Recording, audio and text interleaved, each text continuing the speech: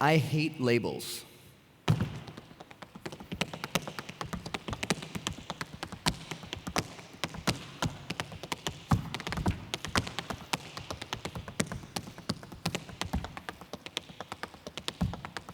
Although I started early, none of my history pointed to tap dancing being my eventual profession. And none of the labels that I had growing up pointed to it either.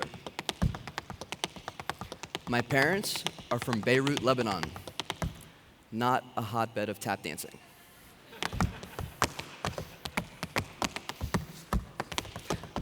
I myself was born in Edmonton, Alberta, Canada, also not a hotbed of tap dancing.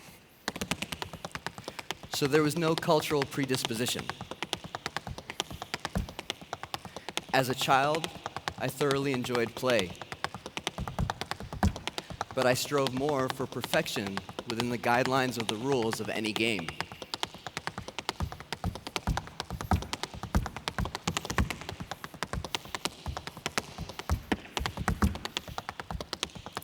Not the mark of an eccentric or out-of-the-box thinker.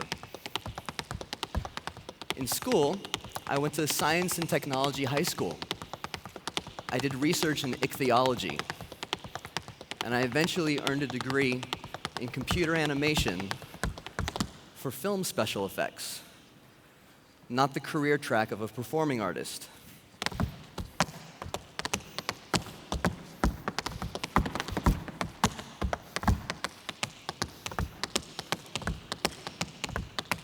To add, I ended my formal dance training at the age of 10. None of that points to this, my falling in love with tap dancing, pursuing it as a career, and contributing to an art form that's fundamentally American and highly improvisational.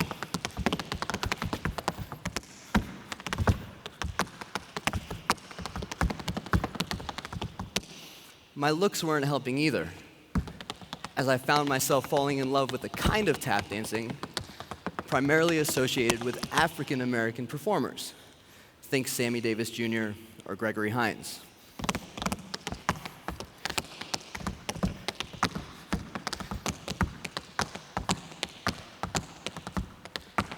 Tap dance itself is a label.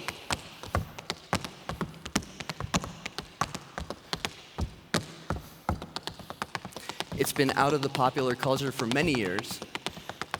So normally, as it happens when I mention that I'm a tap dancer, somebody says, "Oh, you must do what Fred Astaire does, or did, or Gene Kelly maybe."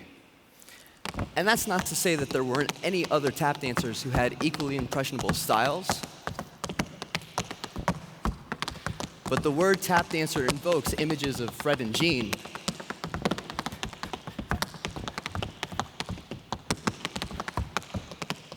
Because of the commercial platform they had and the cultural impact of their work. Only problem is, I don't dance like either of them. And then there are the labels that others impose.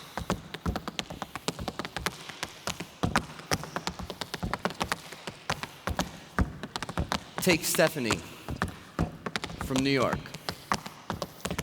After a performance, she came up to me and said, "I used to tap dance," which I thought was wonderful, "but not like you." "No, you're great." And I leave the conversation confused. Or Linda from Stockholm, in a similar exchange, said,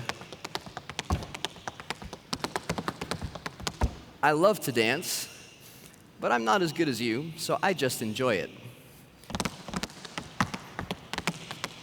And again, I'm left with questions.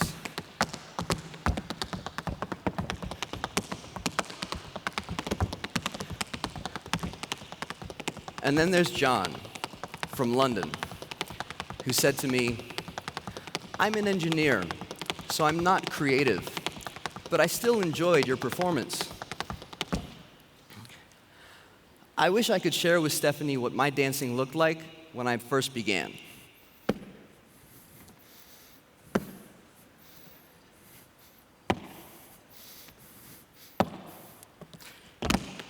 And the fact that all of tap dancing is really only based on a few fundamental movements.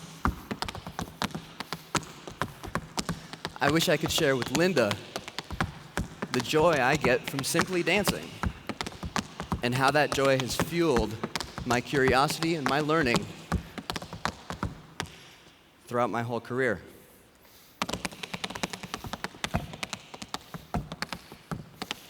And John. Dear John, when did being an engineer make you not creative? Seems like the word creative is almost as loaded as the word love. It's mysterious, it's hard to pin down. Many of us feel like we'll never fully experience it,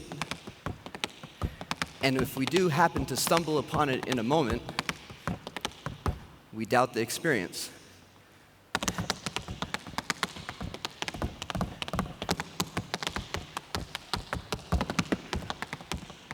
And yet there's something so attractive about a space that fosters creativity.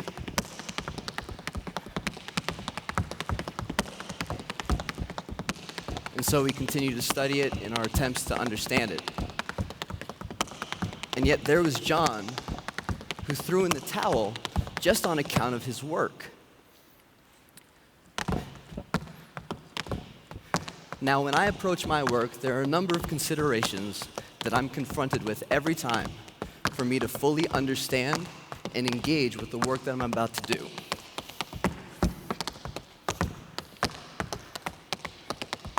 First, I have to understand the tradition that I'm working in.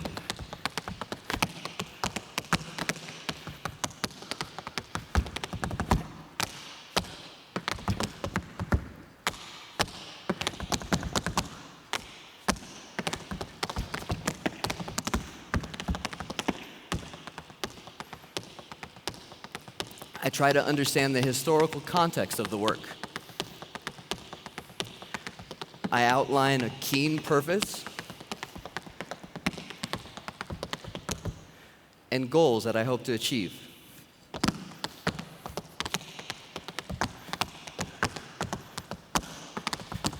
I identify key techniques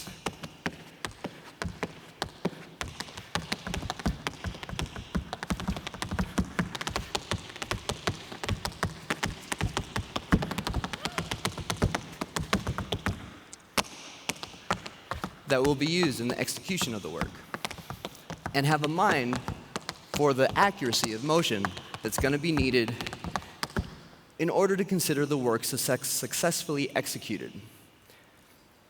Now,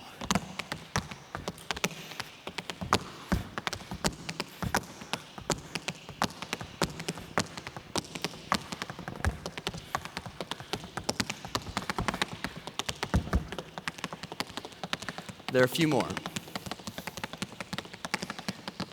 I have to keep a mind on the communal knowledge of the audience to see how the work might read. And if it's a new work, I have to be willing to see things in a way that I might never have seen them before. Now, aren't these the same considerations in any field of work? Or asked a different way, would John's experience of my performance have been any different if he had considered himself to be creative? I don't even consider myself to be creative. I consider myself to be a problem solver, searching for answers in a given context.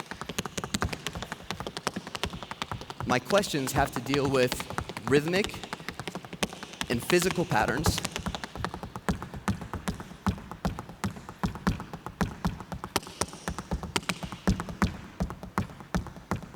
the outcomes are the sounds and motions, the shapes that bodies make in time and space.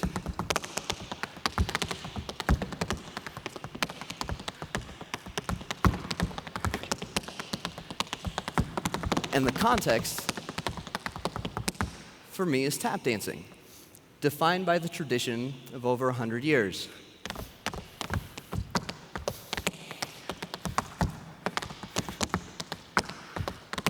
If the experience of work, in its broadest, most fundamental sense, is the same,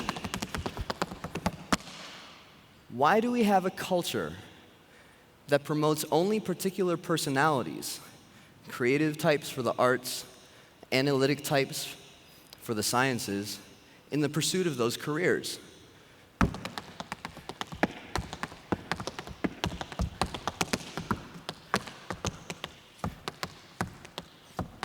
Why have we begun to self-select, imposing limited labels on ourselves and directing ourselves into silos?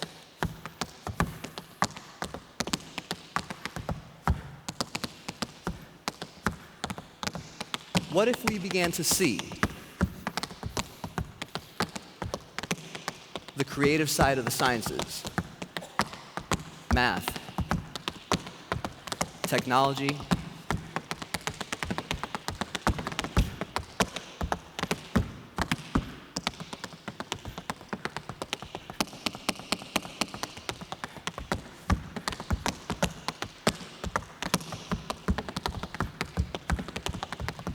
and the analytic side of the arts?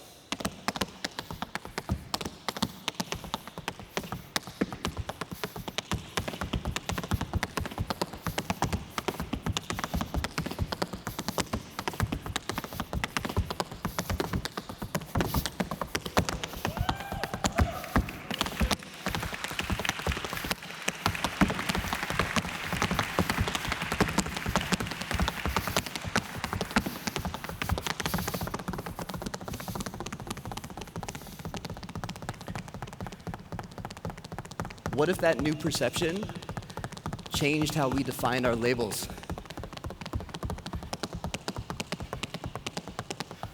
How would that change our conversations?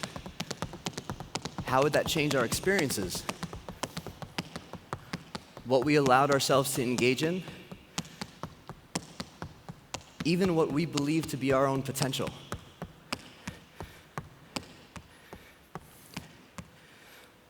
We might just find out that in order for us to see ourselves most fully, we have to disregard the labels and the definitions that we've put on them and the ones that we've put on ourselves.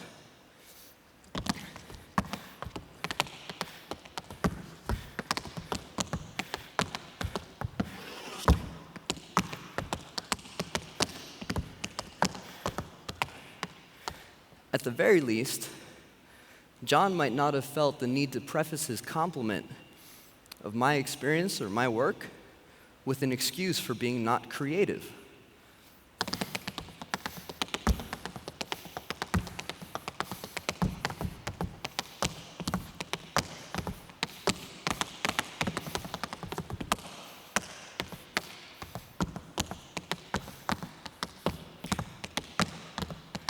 And if you ever doubt the possibilities open to you, just remember